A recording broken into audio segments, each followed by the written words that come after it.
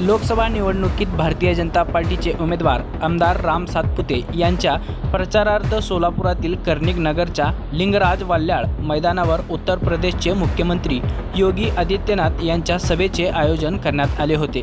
सभेत भाजप युवा नेते देवेंद्र कोटे यांचे भाषण झाले होते। त्या भाषणात त्यांनी मुस्लिम धर्माविषयी भावना दुखवणारे विधान केले होते।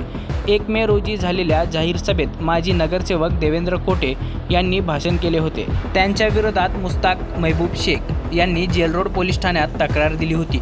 देवेंद्र कोटे यांच्यावर 17 मे रोजी गुन्हा दाखल झाला आहे। सोलापूर लोकसभा मतदारसंघात भाजपकडून आमदार राम सातपुते तर काँग्रेसकडून आमदार प्रणिती शिंदे या निवडणुकीच्या रिंगणात उतरल्या होत्या।